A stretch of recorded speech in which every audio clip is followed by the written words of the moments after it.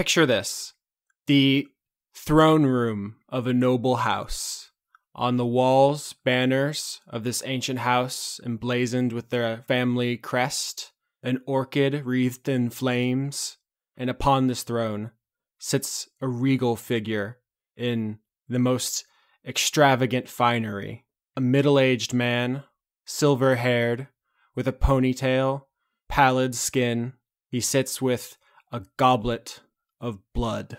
This man is Count Danto, lord of the oldest house in Akamoros. He sits waiting for someone who is every bit as popular as he is powerful and ancient. The doors are thrown open, and in wanders that figure. How does she look? The best way I can describe her is a... I'm going to tear all this the tension out of the scene. I imagine she's like a Rule 63 version of Tom Brady. Kill me. She's just... But no, she's like a very attractive person, and it's one of those things where it's like a little infuriating because you see somebody who's that talented, who's also that good looking, and just seems to have no flaws to them when you first see them. I hate her already. That's good. That's the point. Damn you, gender swap Tom Brady. Damn you, sexy Tom Brady. I really hope our non-sports fans appreciate this image because it's very good.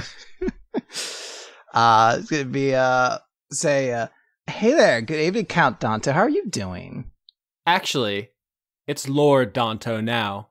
The paperwork came through. As the widower of the lord of this house, I have the rightful claim now. I'm sorry, but congratulations, Lord. That's a great title. Yes, I would have settled for less, but it is satisfying to have done this legally, whether it was necessary or not. It's always good to have big aspirations, you know? It really just, you got to work for what you earn, and you should earn what you get, you know? Speaking from experience, little Rose? I humbly do what is required of someone of my talents. That's all. You do nothing humbly.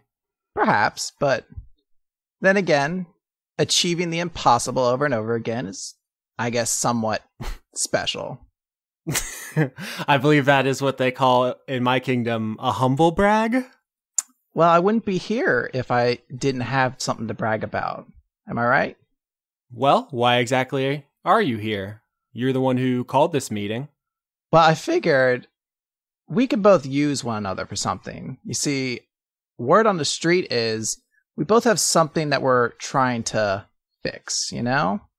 And I think that we might be able to help one another out. You have already helped me a great deal. Without you, I could not have nearly the support among the masses that I do. The church was easy, corruptible fools that they were. And the other houses, well, it only takes so much coin to turn their heads, but the average peasant on the street, it takes a little bit more showmanship, flash, pizzazz, and you have that to spare, and I appreciate it. So if there's a way I can repay you for your very public and vocal endorsement, I would love to repay that favor. Well, that is great that you say that, because I have a little something that I've been looking for, and I think that you might have it amongst all these relics of Akamoros. I'm looking for a relic of Ogma. You might have heard of him. He's the god of knowledge. I have heard of the name, of course. Not much use for him myself. I don't know if you can tell, but I don't truck much with the kneeling and the scraping and the sacraments and all of that, but... Oh, but Danto, knowledge is power. Haven't you heard? I have heard, but I assure you, for all the power that knowledge can give you, it is a lot easier to hold on to power once you have it if you can back up knowledge with muscle. Oh, maybe that's just where we'll have to agree to disagree then. And she's going to give him kind of like a coy wink. And he is clearly ancient, but he also has this weird vitality to him. There's like the sense that he could just start sprinting at any moment, even though he looks like he probably should need a cane. And you know he's a vampire. It's actually common knowledge at this point. He was planning on hiding it, But once you endorsed him, he just basically turned it around, and people were hesitant, but eventually came around to the idea of, wow, a powerful vampire on our side? That's cool. That's a good weapon. And once the church was on board, while there's, of course, always people who are going to have their own opinions on things, it swayed enough people that he is actually able to openly be a vampire, for now, at least. And he waves you to follow him as he walks out of the room. Yeah, she will follow. Lord Danto walks you down a hallway, explaining to you on the way there is a vault of artifacts and art and ancient heirlooms that the house keeps, and he hasn't had time to go through all of it. But if what you're looking for is in possession of the family, this is where it will be, and you're welcome to it. Oh, I assure you that it is amongst that vault. I've been very diligent in my research. So he gets to a certain point in the hallway, and there's no door, and he turns and he moves a painting, and behind it there's a button that he pushes, and a door just appears as the wall slides away, and he leads you back behind it. And the first thing you see, there's a man who is tied to a stake in here, nearly crucified, this man who is blindfolded. And he says, "Oh, sorry, don't mind Stern. He's my guest." She's just gonna kind of quietly whistle to herself or hum something to herself as she walks by. "Does my guest bother you, Stellarosa?" I wouldn't question the great Lord Danto's position on things. After all, I endorsed you. It comes with a little bit of leeway, wouldn't you say? Perhaps you're as powerful as you say. If knowledge is power, you seem to know your place quite powerfully. You could say that. He leads you further down this hallway, and you guys get to a big classical bank vault style, huge nautical spinning handle door. And he enters a combination and opens it, and you see inside there are just rows and rows of weird artifacts. There's medallions and rings and pendants and boots and all kinds, just like every possible item that a family can accrue over thousands of years of being the most important family in one of the biggest, most important cities. So I imagine Stellarosa will be looking, scanning across it, and despite there's being a plethora of very fanciful artifacts or jewelry or all these just splendid items, she just passes by most of them as she's very clearly trying to key in on something. She already has some idea of what she's looking for. I guess kind of think of it a little bit like Indiana Jones: The Last Crusade. She's just nah, I don't need all these nice cups. I'm looking for that shabby one. Yeah, don't choose poorly. And I imagine what she picks up then is a sphere that seems to have several different indentations on it, as though it could be moved, but doesn't seem to possess any natural way of being opened. It seems to almost have an element of abject confusion to it. It seems as if this is something that should be like a puzzle box you'd give to a kid or something like that. But as you shift the pieces around, it almost seems like it reconstitutes itself to prevent being opened. So you pick up that puzzle sphere, and Lord Danto says to you, "I take it you have found what you have been looking for?" I believe so, although it might take a little bit of time to open it up. You sure that you're just willing to part with something like this, though? "I have no use for the thing, and if I can count on your continued support, I feel as though this is only the first step in a mutually beneficial partnership." I believe so, Lord Danto. It's a pleasure doing business with you, Stellarosa. I trust you can see yourself out. I have a date with Raven Stern that I fully intend to keep for as long as he can stay alive. Well, I wouldn't want to keep you then. You boys have fun. Last time on Dice Funk. And I took Ascendant Step, which means I can cast Levitate on myself at will without expending a spell slot. And I chose Scrying for my one spell that I got. which is a spell which allows you to kind of look at a person or place remotely. You have the resources to make that happen, but we're going to need a scene in which you acquire that focus. Which is fine. I'm totally down for that. Have you considered the possibility that Ganador is already here? Are you my ally? I think you're pretty chill. We should be friends. You also need to find out where Wolf stands on the Aurora thing, because I think my inclination now is he thinks this is a safe place where all his friends are. Oh, yeah, no, it's recruitment time. Your Grace. You can call me Warden Light. You can call me Susan, if it makes you happy. Literally anything but that, please. Who it was who made the mirrors. I was curious to know more about them, if you didn't mind explaining a little bit about this Lucas. Lucas Rosemary, the mortal and the immortal, the doomed partnership that can only last for a tragic, short amount of time. And the mirror was his last and greatest invention. How did Lucas pass away? Time comes for us all, Brother Hawklight. Man and God alike. Everyone, everything dies eventually. Oh, Zariel, you know I always have a plan. What do you think my plan would be? I think your plan would be to go in, wring every last bit of intel out of any idiot dumb enough to wander in there, assemble the truth from bits and pieces, and then kill every last motherfucker in there, and then bring that info back. I want a front tour. Do not test my patience, Barakiel. You want to use Lady Nim's true name? Yeah, why not me? Do you think you can handle it? What's that supposed to mean? Here, and she'll hand her the paper. I have selected for my first level 5 spell, Planar Binding.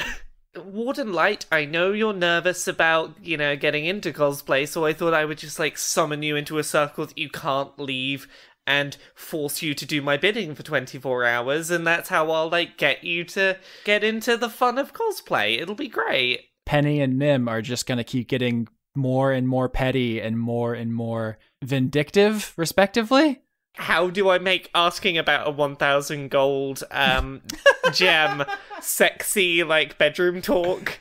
You're gonna do your thing, and then, assuming that you don't lose and get us both killed, we either escape together or we U-haul into a new tower. We have our own tower. If I fail this spell, things are gonna go very bad for me very quick, so... I know where she keeps the safe. Are you up for a little robbery? I think I could live with a bit of robbery.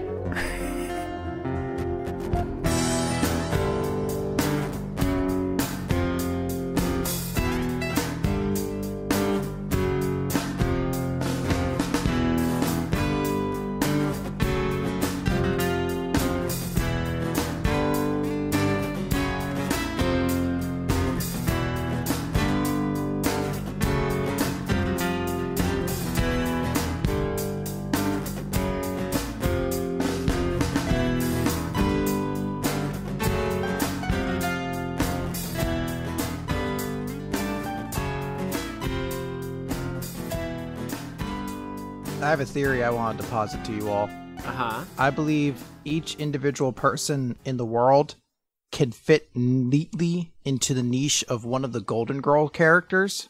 Mm-hmm. And I'm slowly putting together a package that I will present, presumably on a TED Talk or something like that, to really identify whether or not the roses of the world are going to shape it in the way that the Blanche is used to, Hey, Blanche is the best. There's a strong argument people could say for any of the characters. Except Stans. No one likes Stans. Well, I'll make it my homework this week to go watch some Golden Girls. How much are we leaving in of this? I assumed it was all going to get cut. I assumed every moment of it. Yeah. That's a pretty good intro, all things considered. So let's acknowledge the thing, Yeah? because people have to listen to this show. Yeah, which thing is that, huh? Thing where I lost my voice and then got sick while going to Canada? Yeah, I mean, it is Canada's fault.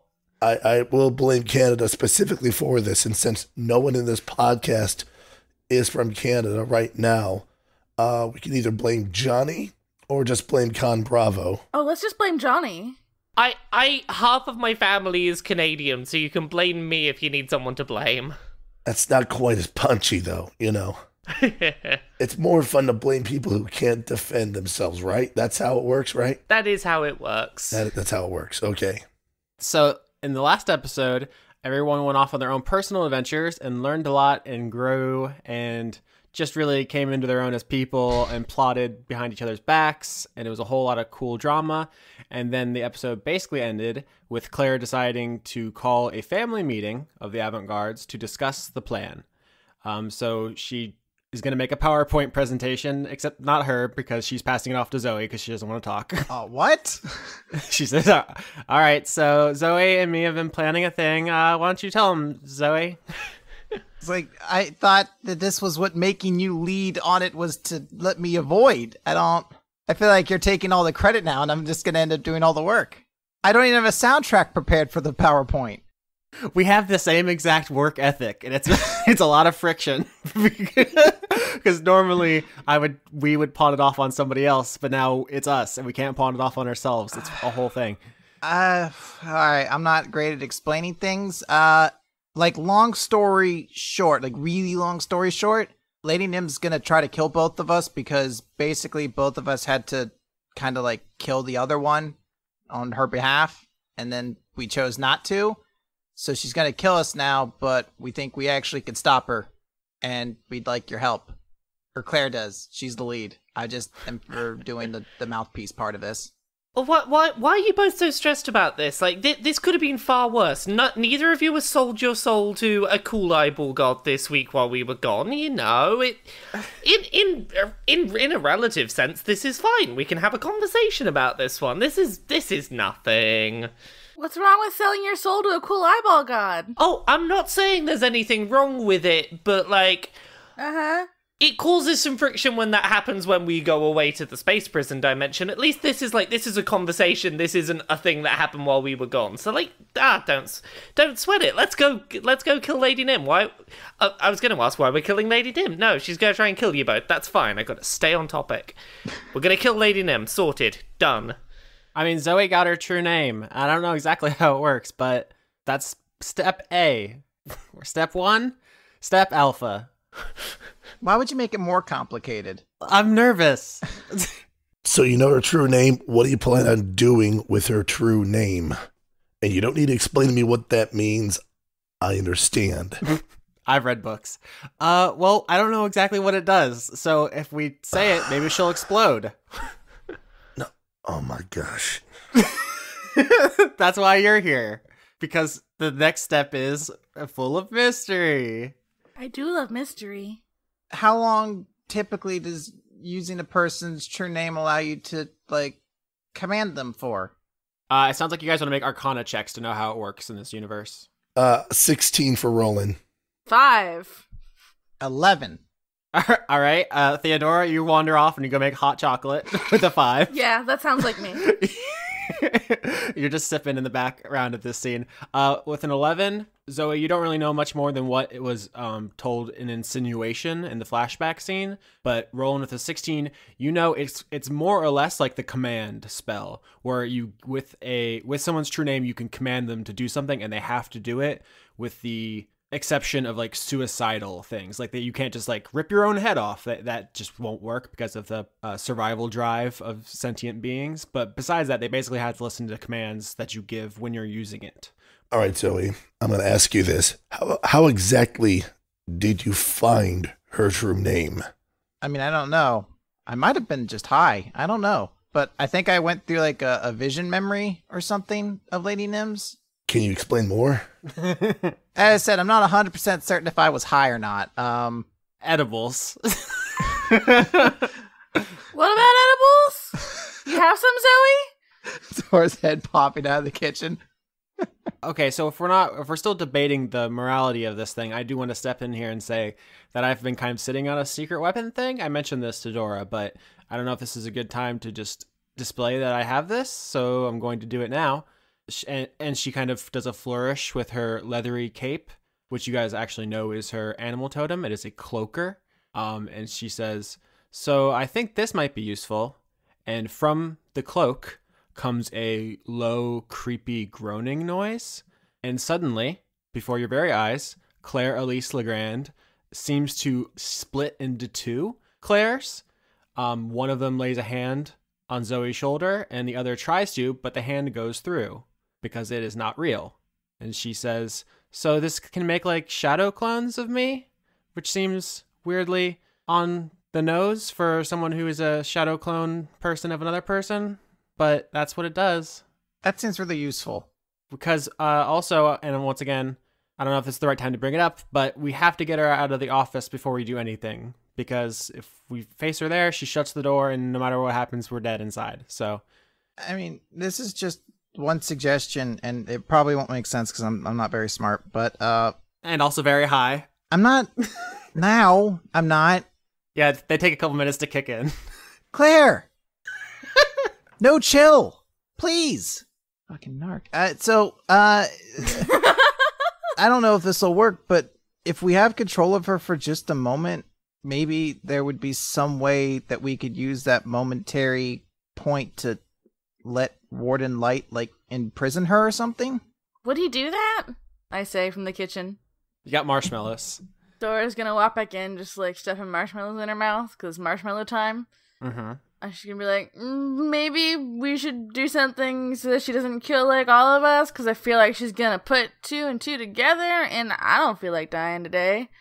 If you've got her under your control, before getting rid of her, could we just get her to tell people a bunch of things that would throw us out of suspicion? Can we get her to basically say, I, of my own free will, have decided that I feel terrible for the crimes I have committed, and as such I'm going to turn myself into Warden Light. Now, I know that's not in any way believably in character for her, but you see what I mean. Can we get her to blame someone that's not us before we do whatever we're gonna do? I thought you were going to do the very Veltari move of telling everybody that you were her, and then kill her, and then replace her like you did with Garrick. You say that now. Ooh, I kind of dig the idea of increasing the number of people in Ilium that are basically just me. Soon it's going to be a city of nothing but Veltari. Yeah, I could just run around town being everyone. How about this? I'll just be Lady Nim forever. There might be members within the Lilies that can see through your disguise, or at least be aware that it's not actually Nim, and the moment you're supposed to do something that Nim can do and can't pull it off, the ruse is going to be gone. Fine, but let's wheel back to my first suggestion. Can we just get her to say something that throws suspicion off of the avant-garde? Okay, what are the opinions of the Lilies about Lady Nim other than they simply follow her orders because she's just more powerful than them? I don't know, like, what would somebody like Carrie think? Well, judging from what Carrie said in bed this morning, and I'm dropping this here purely to just, like, suggest to everyone, like, just low-key being like, yeah, I got laid last night. Like, this is not important, I'm just dropping in that I got laid. But from, I was in bed with Carrie this morning, and from what she said, I think she'd be on board with this. Don't mind me. These are my Magnum condoms. Oh, they just fell out of my pocket. I am totally on board with the whole killing Lady Nim plan. You know, I'm up for killing a few of the big people in this town, and I'm happy to help here. Maybe you want to help next time? Anyway, yeah. Zoe's gonna pull Claire aside real quick. Mm-hmm. And she's gonna say, hey, Claire, real quick, I just kind of want to talk to you about something. So, I don't know what's gonna happen here. Wild magic has a way of kind of complicating things. So, I had something on my chest that I kind of just wanted to mention to you that I guess I should have done earlier. But, I kind of take for granted the fact that you know most of what I'm thinking already, since it's sort of the same thing you thought. But the thing is, you said that I was taking the power of Ganondorf and everything like that as a way to just get more power and be like Stella Rosa. I just kind of wanted to say that it's not like that. You know, I kind of took it because I knew it was something dark and wrong, and I didn't want you to get brought down by that. I appreciate the sentiment, but it doesn't seem like there are any downsides to the deal. Like, your friend is, like, psyched 24/7. Just look at that dope. She just points at Theodora, who's just, like, scraping marshmallows off of the walls because she made a mess. Yeah, I mean, that's true. I don't know if Dora's, like, the number one thing you should point to, though, about being, like, in a healthy mentality and stuff. Hey! She can't hear this. I just, look, I feel as though there is going to be some kind of payback for this, or consequence or something, and I figured it was better if I took it on, because I'm already kind of, a little bit weird and messed up. And I wanted you to have a better chance at not having to deal with that. A persuasion check. 23. Holy toast. 23. All right. So you know what? She takes that. She internalizes it. She thinks you're being real and genuine and that you wanted to protect her. This relationship is better for having this conversation. She, like, nods. Oh, 23 wasn't enough for a hug? You try it. You want to risk it for the biscuit? Go for that hug. It needs to be natural. If I had to roll for it, it wasn't meant to be. I can't risk the chance of critically failing my hug check. Next time. I have maybe a solution to this, and let me know if this sounds like a maybe plan. Lady Nim's expecting one of you to kill the other, right? Yes. What if we lure her here thinking that one of you has succeeded? I have a spell called Feign Death. I mean, I feigned enough incompetence that she gave me her letter opener, so stranger things have happened. Well, according to the spell description out of character, it is a state indistinguishable from death. Appears dead to inspection, plus spells detecting the status of someone. So even spells that are designed to tell if someone's alive or dead can't tell that you're actually alive after Feign Death. So Feign Death sounds like a really cool part of this plan. What is the part where we get her to come in check? Because we might not even need a body for that. If we were just going to say, hey, Zoe's dead over here, come check. You see what I'm saying? I'm just picturing, like, hey, we've got her body. I need you to help in some regard now that I've killed her, maybe. So what if, like, Claire and I had a mock fight, like, right outside of Tarsus? The only time I saw her come out of her room to interrupt was when Claire messed everything. She's gonna, like, kind of look over and realize what she's about to say and just be like, well, I'm gonna get the shit out of this later. You know, when Claire kind of got really angry and threw everybody against the wall. When you were showing off like a total hot dog and I broke everything. Yeah. How about this for a plan? You do your fight nice and publicly. I cast Feign Death on Claire. It looks like you've been successful. And as you sort of leave with her body, we hope that we can make enough noise that Lady Nim follows. Ooh, we should just fuck the whole thing up. Just make so much noise, make the biggest mess. Claire's already out the door. Dora's gonna follow her. Right. Let's pretend to kill you, Claire. This is gonna be fun. All right, so paint me this picture, because there's 5 allied characters in the bar. It's like late at night, right? So it's actually kind of busy right now. Like, everyone's coming out to get their last drinks before they go to bed. And, Carrie's at the bar, and there's probably some conjured music playing, and you guys, like, stroll in, and then how do you want this to pop off? I want to go in, like, casually a little ahead of the group, and I'm just going to go over to Carrie and use Carrie as my cover. So I go over to Carrie, get a drink, and just keep an eye on the proceedings from over on one side. Nice, doing surveillance with some cheeky tail holding. Yeah, I'm trying to, like, be close enough to the action that, like, I can cast Feign Death when required. But until then, I just want to be like, oh, did the rest of the avant-garde come in? Oh, what a coincidence! Oh, I'm not gonna be in the building, so I have to be, because I have to make contact with Claire to feign death. I know you have to be. I'm saying I can't be, because that would be too suspicious. Dora's gonna go inside for her own reasons. She's gonna go see Penny.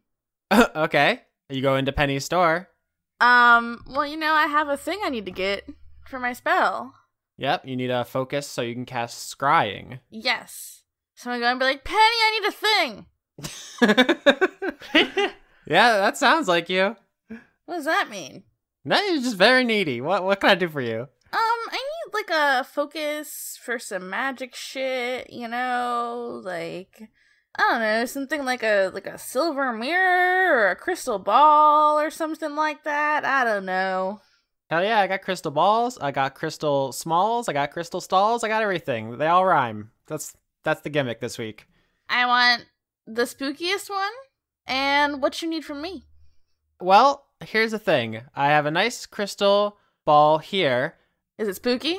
It's very spooky. You see, it has like bat decorations on it. Oh, fuck yeah, I'm in.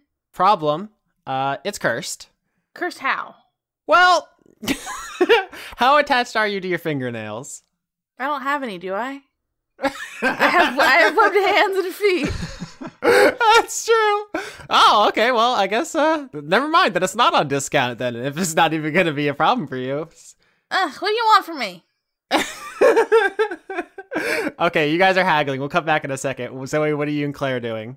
So I think Zoe's just going to, like, before they go inside, just say, like, you go in first and I'll come in a few minutes later and we'll pop off. But just know, like, we're not trying to really kill one another or anything. We just need to make a big mess, essentially. So as much collateral damage as possible that doesn't hurt anybody. All right, so big and messy. Got it. Yeah. Performance roll, Zoe, to sell the beginning of this fight. Because Claire goes in, she sits down with the book and starts reading. And then I think you're going to walk up and, like, mock start some shit. Yeah. 19. So Zoe's gonna, like, walk in and she's gonna be like, fill your hands, you sons of a bitch. Yeah, and Claire gets, like, way more into it. You're like, hey, I will fight you for honor. Yeah, like, hey, let's do this. And she chucks her book at you and says, Stella Rosa was right. You're a failure. I hate you. Oh. You're a mistake and nobody loves you. Oh my god. Why? It's just like, I was yeah, and you're not supposed to be in this world. I'm getting rid of you. Mom probably doesn't even know we're gone. No one misses us. You have to make it real like that. No more talking. It's time to die. Claire snaps her fingers. And now this fight is going to be happening on the ceiling with everything else in this room that isn't nailed down. Okay, now which ceiling-related song should I be referencing here? There's Dancing on the Ceiling, which is a classic. The obvious choice. There's Ceiling Can't Hold Us, but that's not the actual name of the Macklemore song, you know? This is localized to this room. It's like a column of anti-gravity, so this actually doesn't affect Penny and Dora upstairs, but you guys hear the crash as every glass and bottle in the place explodes on the ceiling. Dora's gonna be like, what could that be? Oh no. Penny says to you, well, I mean, you've been earning here for, I don't know, as long as I can remember. You've been here the longest, all your friends, so, I mean, you got a lot of stuff. I can probably hook you up with this cursed crystal ball. Okay. But why is there always gotta be a but? What do you think? Why do you think? You got Penny. Let's talk small to small. I know you're gonna want something. I really just want you to tell me what you're gonna want, like, now. You know what? Some things are more valuable than gold. Like what? Yeah, like information. Oh, so you want me to be a rat for you? You want me to be like an informant? I mean, rats are cute. They got little whiskers, they got little tails. No, they're super smart too. Same. All right, so we're on the same page. Sounds good. I want this to remain between us. Well, you're not very good to me if nobody trusts you to tell me stuff. So, of course I keep it secret. Even maybe to your boss? We'll see. Some stuff. Like, do you guys know anything about the Aurora? I'd have to tell her that. I don't know shit about that shit. Who gives a fuck? Well, my boss gives a fuck. Well, I don't. Okay. Okay. I'm gonna take this now. Well, let's start off on the right foot here. Tell me something. Tell me this. Riddle me this. Yeah. You're big boy. You're big guy. Gammy? No, Metal Dad. Yeah? He came here every Tuesday, bitching and whining about his fancy armor, and then he got it, and he's not wearing it. Yeah, I honestly, I don't know what his fucking deal with that shit is. I saw him, he, like, cleaned it a lot, and it's, like, in his room, but I don't know. We're not on the best of terms lately. I may or may not have converted somebody to my, spooky religion. He didn't really like that, so yeah. Well, can you find out? Because if there's some kind of secret trick to it, if, like, the armor is secretly not armor and something else entirely, then maybe I got swindled, and I would like to know that. So can you dig up that dirt for me? Yeah, you got it, Chief. All right, take your mirror. I thought it was a ball. There's a ball, a mirror ball. Mirror ball. She she licks it before she hands it to you. It's like, yeah, now it's got my germs on it. Smart guy. Oh no, germs. It's not like I've never made out with someone before. Oh no, now my tongue is cursed. I didn't think this through. All of Penny's tongue's fingernails fall off. Yeah. Or does it grow a fingernail? This is so gross. For real though, the crystal ball is cursed. It just so happens that I forgot Dora is an amphibian. So if anybody else touches it, bad things are going to happen to your body. But I guess Dora can just carry it. Yes. Dora's just gonna walk off. Okay. Well, if you walk out of this room, you're going to fly into the ceiling. Oh. Okay, that's right. You open the door and you see everything in the whole bar is on the ceiling. Oh god. Hey Penny, you wanna just like hang out in here? Catch up, Yeah, sure. You guys chill. You guys are just going to have... We're gonna have a smoke sesh. All right, Zoe and Claire on the ceiling. So Zoe wants to cast a spell, and the entire time she's essentially going to be whispering to herself, please don't be something bad, please don't be something bad. She's going to cast Wind Wall, because in her mind that's the most destructive spell she has, but she's intentionally going to be like missing where Claire is. She's just going to be like drawing or whatever verb you need to use in the area around her, but it'll just basically erupt through the ground and stuff like that. I'm totally on your page. But it is a sorcerer spell, so that means I would need to roll wild magic. Yep, hit me up. 18. So you throw down a wind wall, and you basically just start a hurricane of broken glass in this bar with everybody who is now stuck to the ceiling. So that's going to be bad. You're going to make a lot of friends. But the immediate wild magic after effect of this is that you suddenly hear everything much clearer. In fact, you now have advantage on all perception checks because you have super hearing. Oh, hells yeah.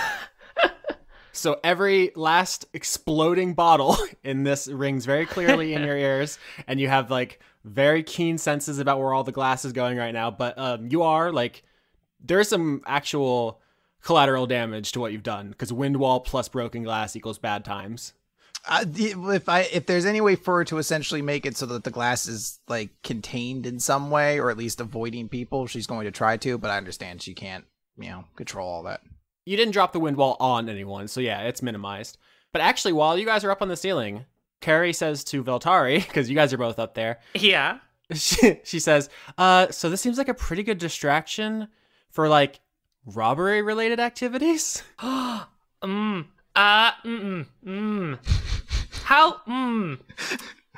Veltari, no! I was thinking we wait for an opportunity, but, like, this is a great opportunity. Like, it just kind of walked in, right?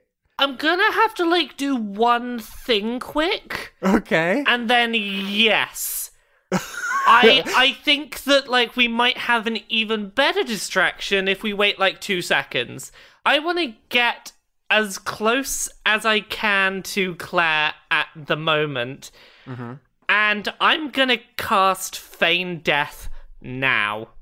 And my thinking here is I'm gonna leave Zoe continuing to do things to appearing to be dead Claire. Mm-hmm. Get back to my cute bartender, and we'll go do robbery crimes with the added cover of there's now a dead person in the room. I love crimes. You're a crimer. Yeah, so I want to try and get close enough to touch with just my tail, so I'm making contact, but not obviously, and do Feign Death. Yeah, roll me a sleight of hand to pull that off, because there are definitely people who are looking in this direction. +1. 16. Okay, is 16 enough? Yeah. It's 16 is well above average, and even if someone saw you make contact, it's enough that they don't think much of it because you're like trying to go. You basically just do a drive-by and you whack her with your tail. I whack her with my tail as I go past. I drop the little pinch of graveyard dirt or whatever it is, and now she is dead for all intents and purposes for an hour. Because I'm assuming Claire is a willing creature here. Yep, she's in on the plan. So in the middle of this whirling tornado of broken glass and chaos, Claire drops into unconsciousness, at which point the anti-gravity spell wears off and everybody is going to take falling damage. So, well, I say everybody, Veltari and Zoe. Roll me dexterity saving throws. I rolled a 7. Up 4. 7 and 4. Yep, you guys are taking max. There had to be some consequence to this. All right, both of you take 14 damage. Okay, I can live with that. You're going to have to because you just got showered with broken glass as you fell the entire length of this first floor. Oh, dude, we don't need, like, a ceiling song. We do Walking on Broken Glass by Annie Lennox. There we go. Got it. Sweet. All right, so what do you guys do? I get back to Carrie ASAP, and I'm like, well, now we have a dead kid as a distraction. That's metal. All right, Veltari, roll stealth to sneak away with Carrie, because you don't want to get seen doing this. Yeah, stealth is +2. 20. Okay, that's pretty stealthy, I reckon. Yep. Carrie leads you away from the ruckus to one of the rooms in this place that you've never been inside, and she whispers to you, this is Penny's room. Under her bed, there's a fake board. Pull it out, and there's a switch. When you pull it, and it'll open up a trap door to the basement. She has a safe down there. I don't know the combination. I was looking. This kind of caught me by surprise, but you know magic, so...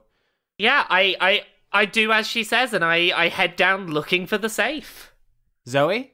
Yes. Your sister's dead in front of you. Bummer. So, did Nim show up? Like, once Roland hears the crash from outside, he's going to rush in as if he's caught wind of what's going on. Mm-hmm. Just too late to see that that Claire is dead. If someone wants to roll performance to play this up in such a way that you think would draw Lady Nim's attention, because she definitely hears this, and she's probably peeved, but if you want to try to put it over the top, this is something she has to come out and check out right now. 23 to performance for Zoe. Oh, snaps. Yeah, 23 is definitely enough. Describe how you do. So she's gonna, like, see Claire dead, and she's just going to start screaming, like, you made me kill my sister! And then just start throwing magic missiles everywhere, like, just, like, at the floor to, like, create, like, explosions and shit. Wait, if you fire off magic missile, you know that's wild magic rolls, right? That's right, yeah. Can she make pume sound effects as though there were explosions going off? Yeah, absolutely can do pume. How do you spell that, by the way? It might be the episode title. Pweum. Yeah. Pyoom. We got, like, 2 different explanations. Well, I like to think of it like Neum, but with a P. Yeah, so Zoe's there being like, pune! Like a little cat person. Mm-hmm. No, but she's gonna, like, really play it up like this is a grieving moment. Like, the only way it could be more perfect if, like, it was raining outside or inside right now. So, before Lady Nim responds to this, is there anything Theodora wants to do? You're still upstairs. I like to think that Penny and I are just, like, eating the marshmallows, because of course I brought them, and we just, like, peek out and go, oh, jeez. Yeah, you guys are doing a hookah and eating marshmallows. I mean, I'm keeping an eye on the situation. Okay, I just wanted to make sure you didn't want to make a move. Yeah, not yet. All right, so Lady Nim exits her office and then exits the room that her office is in, and she is radiating to the point where it's actually physically affecting the areas around her. Like, things are moving out of her way because she's just giving off, like, waves of force. It's like you couldn't even stand next to her. You would get knocked over because she is incandescent with rage right now. And you can just see, like, because you can see the veins beneath her skin, and they're just pumping, like, actively, like those big throbbing veins some people get on their foreheads. And she looks like she could rip your throat out with her teeth, and it would not even come close to sating her right now. And she says, "What the fuck is going on in here?" I did what you wanted. I killed my sister. Zoe, when you and I struck a deal, do you remember when we sealed it with a handshake? Let's say I did. I would search your memory because there's a little important detail about that interaction you may have forgotten, which was it was sealed with magic to alert me when the mission was complete. And it is not. Oops. Oh, fuck. Maybe the magic's broken. Look, if you see, she's definitely dead. All right, bring me her head. That seems needlessly graphic. Do you think I give a fuck? Maybe you should, Barry. That's Austin. Sorry. Excuse me? You heard me. I heard you, it just didn't make any sense. Like a blueberry? Because of the vein thing? Is that the... You can act coy if you want. What do fish have to do with this? Are you high? Not today, I'm not. So are you just wasting my time? What is this entire charade? Why have you broken everything in here for a second time? The first time wasn't intentional, but... So it was intentional this time. Good to know. Well, yeah. Fuck your place. So Dora's listening to this. She wants to be like, hey, Penny, if let's say something was to happen to Lady Nim, would you want to be on our side? Maybe getting in charge of the lilies? Persuasion check? 18. That's pretty good. Penny says, listen, I want to be on the winning side. Once I figure out what that is, that's the side I'm on. Penny, I worship an evil eyeball god. Whose side do you think is really gonna be the winning side? I mean, you can just poke him right in the eye. Frankly, kind of a vulnerability, a structural weakness. I'm just saying, to stick with me. I got your back, girl. Okay, with an 18, she is not immediately compelled to rat you out. So it's a lot to ask on one check. So we'll see how that's going. Look, okay, you were gonna kill both of us if we didn't do something. Lady Nim snaps her fingers, and you, strength check to not be crushed, because she's trying to crush you with gravity. 19, holy shit! Against all odds, she tries to crush you right now with such strong gravity to break your bones and basically fold you up like a card table, and you summon all of your strength and you are able to stay standing, but she is still trying to smush you like a bug. I want to try a thing. I want to cast banishment on her. Okay. So charisma saving throw? Oops. I rolled an 8, which is not going to make it. Oh, honey. 15. So, Theodora, you peek out of the room upstairs, your brooch glows with an eldritch light, and you hold out a hand, and Lady Nim pops out of existence. Boop! And she's gone. Nice. What? The gravity spell ends, and you are no longer being crushed, Zoe. Where'd she go? I banished her! It's that easy? Apparently, I didn't know if it would work, but it did. You hear a voice saying, "Why did you send me back to my office?" Lady Nim strolls back into the room. Well, that was an enormous waste of time. Oh, shit. Veltari, in Penny's room, you crawl under her bed, you pull up a fake board, you pull a switch, a trapdoor opens, and you climb down a ladder into pure darkness, but as a tiefling, I believe you have dark vision? I believe so, yes. This is a small, basically secret room that she has constructed, and there are 3 safes in here with dial combinations. 3 dials. Yep. Can I start by trying to cast Identify on the safe in order to find out if there's any magic affecting it or any magic that's part of the way it's kept locked? Yeah, so it costs $100 to cast a spell, which we'll say that's what you got. You got the equivalent of that for the last mission, so you're going to be fine there. Okay. So here's what you know about these safes is they are alarmed. They have the alarm spell, which is when you attempt to breach them, the person who set the spell, presumably Penny, will be alerted. Presumably, unless I unlock it successfully on the first attempt. Correct. Okay. So, step 2.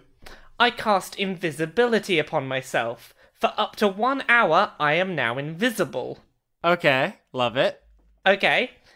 Step 3, I want to use, would it be investigation to see if I can work out anything from just looking at the safe as to what might get me into it. Sure.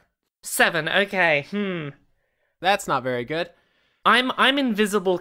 I'm invisible currently, and if I try and open this safe incorrectly, the person whose safe it is will be alerted. Correct. Yeah, when you rolled a 7 on investigation, so you know nothing else about them, they're just metal boxes with dials on the front. I have a thought, and this is possibly a slightly risky one. I love it. How risky do I want to play this?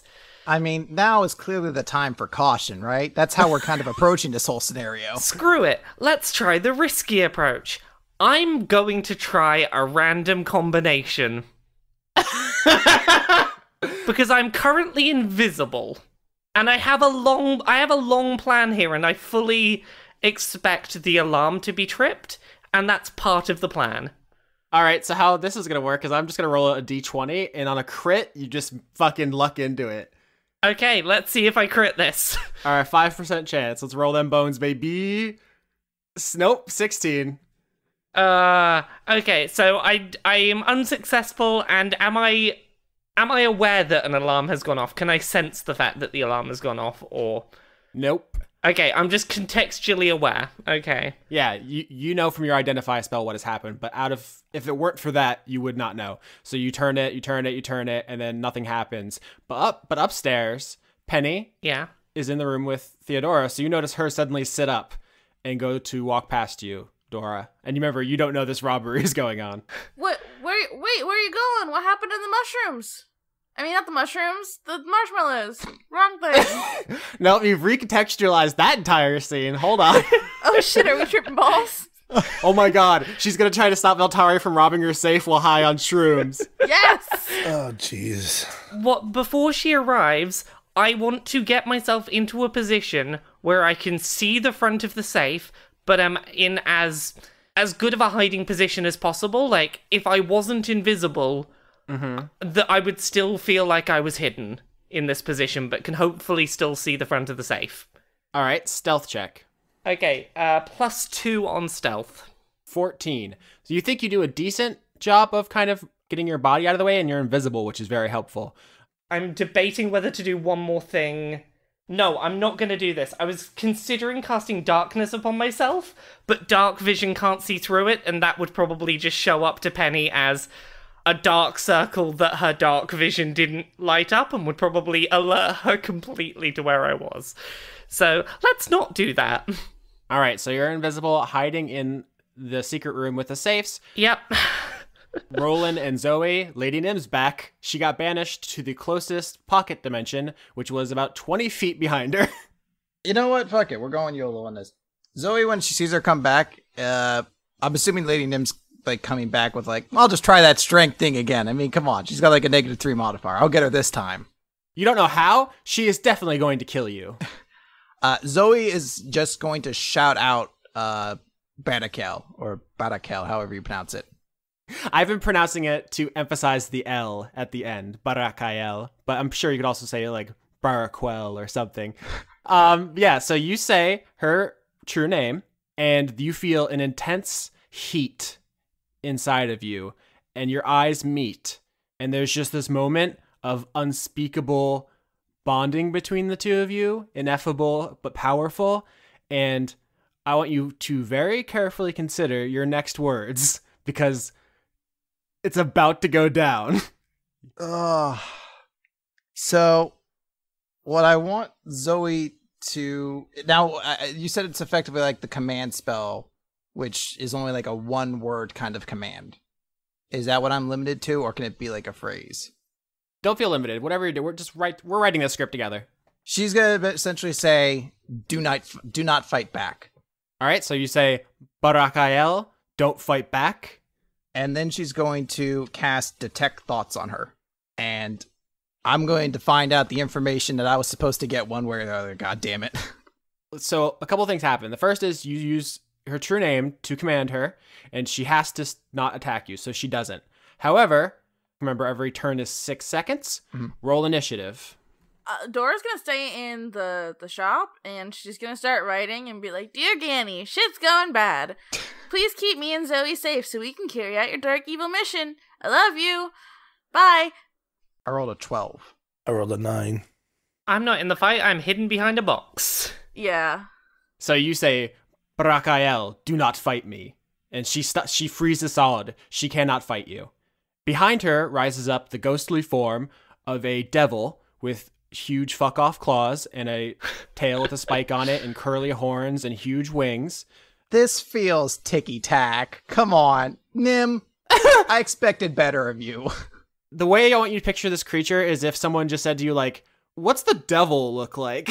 Like, in our world, the devil is not the same thing as, like, Satan from the Bible. So, like, a really stereotypical red guy. Mm-hmm. And he is going to launch himself at you and attempt to rip your face off. I mean, I don't have this ability per se, but it would be in character for Roland to throw himself in front of Zoe in order to take the hit. All right, so here comes the claw attacks. There's 3 of them. 12, 12, and 29. So those would all hit. Okay. 11s are AC as of right now. So yeah, so this devil is going to rip Zoe in half. Roland kind of sees the devil rise up from behind Lady Nim. First and foremost, can I do a quick religion check to determine what it is? Sure. 12, so not strong.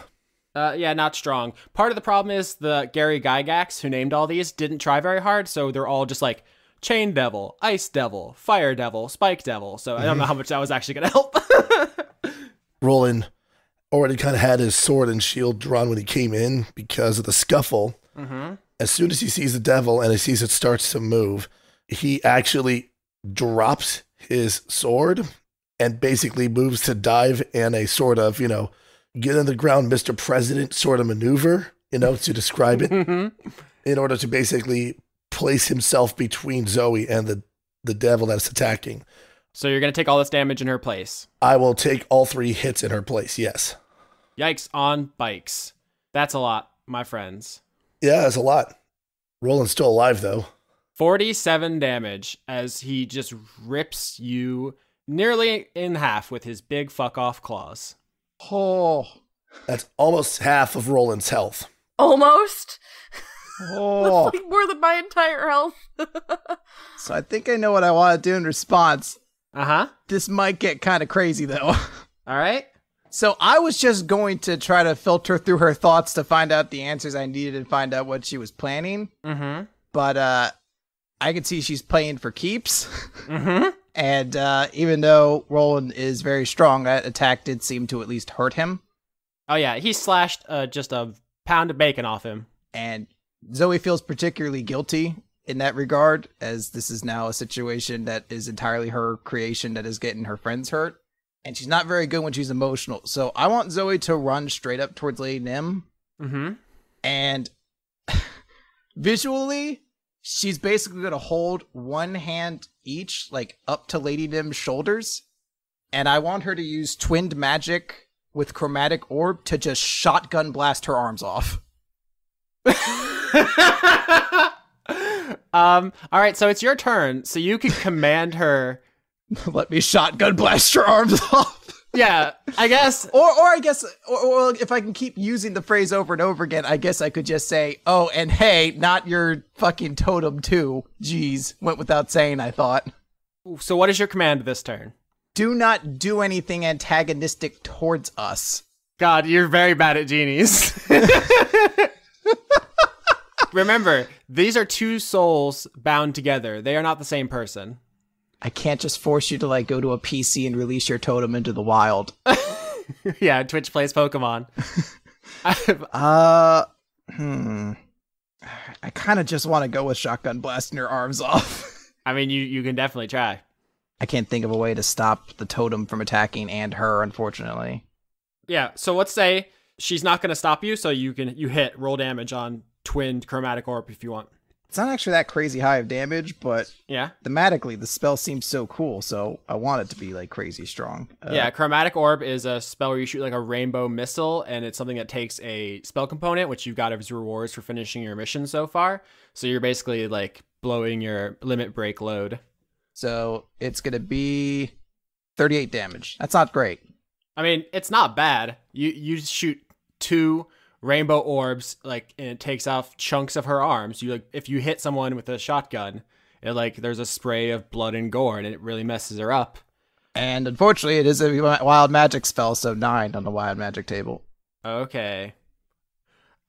It's been a while since we just had a fucking slapper.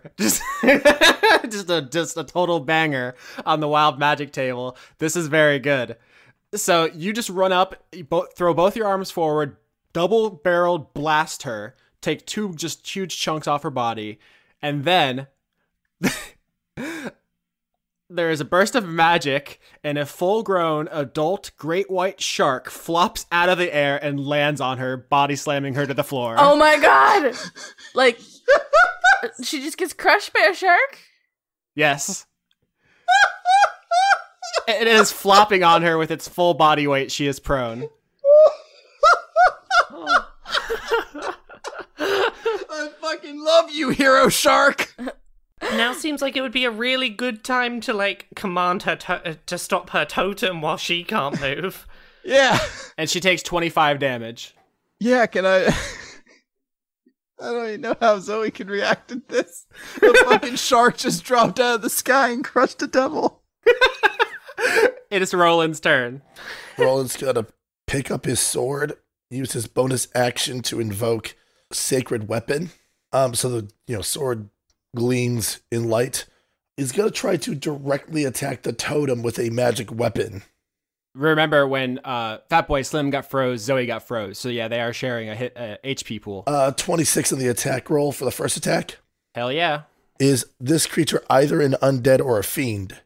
Yeah, it's a ghost, so undead. Nice. So he's going to expend a 3rd level spell slot for this, which will do 68 bonus damage on top of his regular damage roll. Wait, it does 60? Oh, 6d8. I thought you said 68, and I nearly pooped myself. 68 could end up nearly 68. It's a lot. 42 damage. Oh, sweet, but Jesus. That's the first attack roll. Oh, no. He rolled higher damage on less dice than I did. and rolling crits on the second attack roll. Yeah. I was going to smite, which would make this 14d8 plus 5, 62 damage. So Roland in one action does 104 damage to the totem directly. All right, so I want to paint this picture for you, all right? Because what's happened is Lady Nim walked in the room all piss and vinegar. She sent her totem. Roland nearly got his spine ripped out. Like, I just want to tell you guys, like, this would have killed any character but Roland. Like, it absolutely gored him. Yeah. Zoe shotgun blast Nim, nearly takes her arms off, and then a shark lands on her. Then it's Ghost versus Roland. And the way this is, I want you guys to picture this, is they have a cool Phantom Menace sword fight, claws versus huge holy sword glowing with radiant energy. And this fight ends with Roland finishing the job Zoe started and taking its arms, which was reflected on Nim. So you hack the arms off this devil ghost, and then Nim's arms are hacked off under the shark. I want to do something really stupid. I love it. The stupider, the better. Dora's gonna see the shark and just cast Create Water on him. Oh, it's so cute. You're at the top of the stairs watching this life or death battle, and you're just like sprinkling him. You're hosing him down. Yeah, exactly. So Nim is at your feet under a shark, which is crushing her as she fountains blood from both of her missing arms. What do you do? Or think about what you do, because meanwhile, in the basement, Veltari is invisible in a hidey hole. Penny comes downstairs and starts to flap down. Because remember, she's like a bat-sized, a little imp thing. And she floats down into her hole. And I'm going to make a perception check here. And I have to beat your 14. And remember, she is high on shrooms. Oh, yeah. Okay. Good job, me. Does that mean she gets disadvantage? Crit! She's tripping so But can hard. she get disadvantage because she's tripping on shrooms? You literally just said she's tripping on shrooms. All right, I rolled a second time 15. She still passes 14 stealth check. Oh, see, I was gonna say she's tripping so hard that she sees everything. Yeah, so she flaps down into this secret basement room and she says, what's going on in here? And she's talking to the wrong wall, but she senses you're in here. Okay, the first thing I do is I cast Detect Thoughts. Mm-hmm. And I'm gonna do surface level thoughts only so far, and I'm just seeing, is the code to this safe anywhere on the surface of her mind right now? She's panicking about the safe being opened without her, without it being her that's opened it. I'm hoping that that's close enough to the surface of her mind. Her surface thoughts are, man, I really should have ate first. I'm not feeling good right now. I think I'm gonna. But she did eat first. She had marshmallows. That's true. They didn't have time to metabolize. She's also just really super worried about the fight going on in the other room. And she actually thought maybe that's what set off the alarm. But then she saw the door was open. So no, she's not thinking about the combination. What I want to do is I want to cast Fear on her while I'm still detecting her thoughts. Oh dear. All right. Do you see what my intention is here? Is I'm hoping that she starts seeing a vision of someone opening the safe. And that I can then, from Detect Thoughts, see what the safe combination is. And force her to run from the safe. So your spell save DC is 15? Yes. 5. That's not gonna cut it. Okay. So you're in her surface thoughts, and you definitely see the looming figure of Nim, like, over her. That's what she's thinking, like, fear of, like, reprisals. Like, Nim's just gonna go around and start kicking asses because of the stuff going on. She's mostly scared of Nim right now. But, like, under that, she's definitely scared about she's definitely, like, worried about the security breach. But it's just stuff. Like, if I came home and my house was wrecked, I wouldn't, like, immediately be like, man, I really hope they didn't figure out my PIN number. Like, my PIN number, 1776. Okay, right. But she does. She starts flipping out and she starts flying away. Okay, this forces her to flee. As she's fleeing, I want to probe deeper for the combination. So you find it, and it is in the combination to all three safes. Is it 666? It absolutely is. Can I just say, I was thinking about this earlier. If you hadn't said you were going to do a roll to see if I got it right, I was going to suggest 666 because Veltari is just that kind of trash. Yeah, there are some interpretations which is 616, but she went with 666, classic, and she flaps away on shrooms and having hallucinations of her boss killing her. Lauren, I know you have to go. Is there anything you want to do before you leave? Just still sprinkling. I'm gonna say he's mine now, and his name is Reginald. Oh. All right, so Reginald the shark. Yeah, I want to open all three safes very quickly because I want to do this and get the hell out before fear runs out.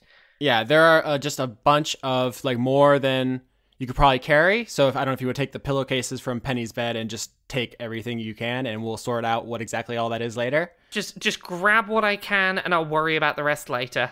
All right, you guys can add it to the room full of gold coins, no doubt, that you got from Zoe. I just to clarify the situation, I'm invisible. Penny has run away. She knows that someone tried to read her thoughts, but she doesn't know who. Mm-hmm. And she knows someone was in her room, but she doesn't know who. And she's hallucinating and she's tripping. Listen, she's gonna look back on this one day and laugh, but that's far in the future. To be fair, right now she might just be writing this off as a bad trip, maybe, until she checks her safes and sees everything's gone. After that, it'll be hard to write it off. Okay. So back in the main room, Roland and Zoe standing over maimed Nim. What do you guys do? She's dying. She's dying. Uh-oh. All right, so the first thing I want to do, I want to use Fatboy Slim's power. I want to detect if there's any, like, metal on her or anything like that. No, doesn't seem like she brought anything metal. She's just in her dress. I'm going to do a medicine check to stabilize her. All right, so you kneel down, and I guess you're going to try to, like, tourniquet off her stumps. Yeah. And she pushes you away with magic. If you're going to persist, it's going to get violent. She does not want your help. None of this had to happen, Nim. None of this. The armless ghost devil, it hisses at you. It was bad enough that you were trying to force these two to try to kill each other, but then to take an opportunity to resolve this without any additional bloodshed and to squander it. It doesn't matter. Dead or alive, we're all trapped in here forever. Who cares? You never figured out anything about this place, did you? No, I came close. I was too slow. I didn't connect the pieces fast enough. What was it you were going to send me on the direction of if I finished the job? Persuasion to get her to, with her dying words, divulge the information that started all of this. 21. Damn. So with the 21, do you want to phrase that in a cinematic way? I think Zoe might say, if you tell us what you found out, maybe we can figure it out. And then if you finish my work, I can leave. It would be better than you being trapped under the control of the warden with no chance of escape. And then I'll go back and reconstitute. And then I can come back and get revenge. Or maybe on your ancestors somewhere down the line. No, this is good. I like this plan. Thanks for the suggestion. I'm just not going to have kids. That's probably the smart move. I'm getting nothing but dogs. I like your style, kid. I didn't realize until too late because I was so focused on interrogating the newcomers that I never thought to look. Look where? The angel.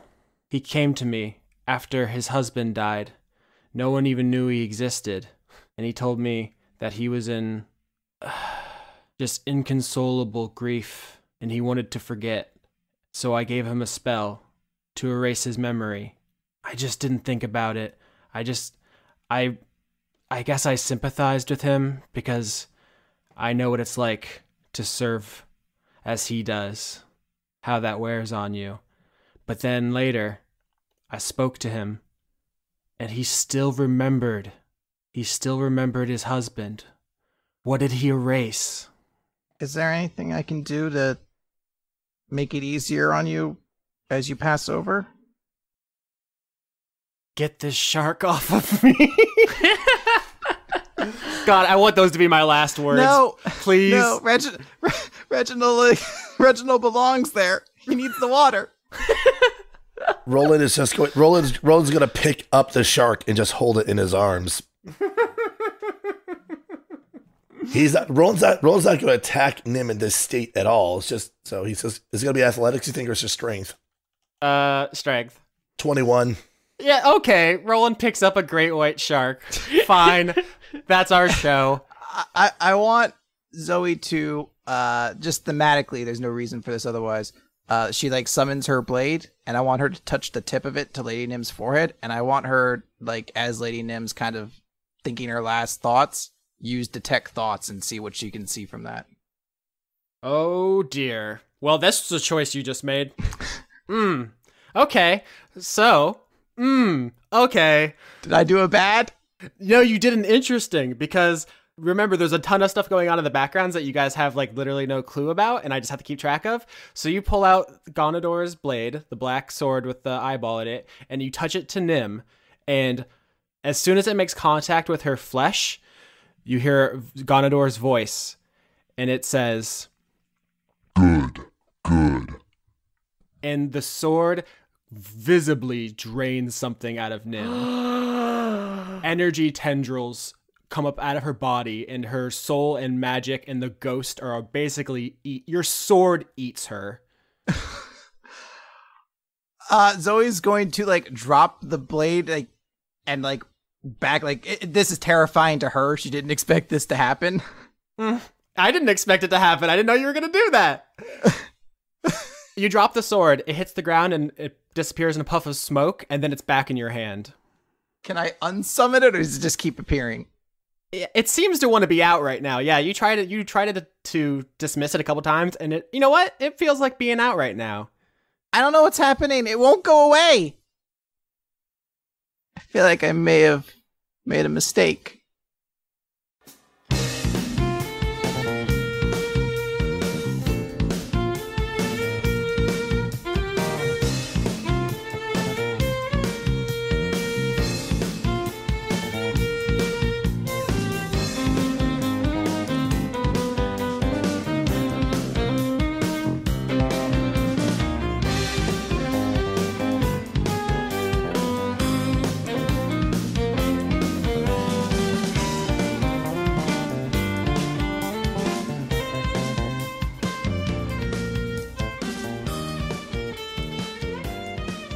As always, I'd like to thank Overclock Remix for our theme music, including Acoustic Jam with the Lucifer Alpha, an arrangement of Biohazard from Snatcher, Mystic Chemicals, an arrangement of Mystic Cave Zone and Chemical Plant Zone from Sonic the Hedgehog, and Simply Begrooved, an arrangement of Simple and Clean from Kingdom Hearts.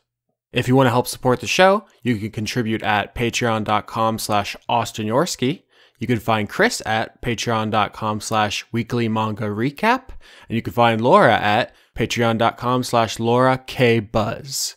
Executive producers for the month of August 2017 are Kerstine Haslinger, Jade, Extellaris, Joseph Timbrello, The Cult of Gorfanax, Irving Royale, Ken Fursel, Andrew Grothin, Paul Mullen, Luke Powers, Michael Goodell, Brent, Anthony Sauvier, Aki Savalainen, Iso, The Paladin's Wife, Florian, Charm Wilkie, Komano, The Future Mrs. and Mr. Hadsell, Dominic Bowden, Melissa Nielsen, Dawn, Eugene T., Connor Reynolds, Sarah Likens, Pruitt Holcomb, Artemis BJJ, Brazilian Jiu-Jitsu in Bristol, Francois V., Tarka, Shyness, Dennis Pancake Detlefsen, Ripter Stormwolf, Miko from Finland, Dennis Bengston, Josh Mosier, Indigo Van Dane, Sydney Marzing, Justa Jester, John Potts, Kevin Dobbins, Savarden Akrasimova, Brady Warner, Kitty Foe, James Neely, Marissa Donaldson, Melanie Joe, Lana Seawolf, Toby Gleason Stack, Ruby Offer, Matthew Weber, Sarah Hanley, Melissa Booker, Cameron Abbas, Dylan, Gary Sayon, Anna Stuhlfar, Sean, the host of Funk Dunk Plays, Giorgio Renna, Harrison Andrew, Kevin Seidlow, Christopher Charlo, Jorrit, Viger Arnston, Cody Jackson, August Rue, Athos, and Ingmar Gremmen. Even if you can't contribute directly, you can always help support the show by finding us on Podbean, iTunes, YouTube, or wherever else podcasts are uploaded, and like, subscribe, or just tell your friends. You'd think I'd be better at advertising by now, but even after 7 years, I have no idea how to get people to listen to my stuff. Maybe I'll figure it out after another 7 years. By which time this show will be about laser sword fighting goblins on the surface of the sun.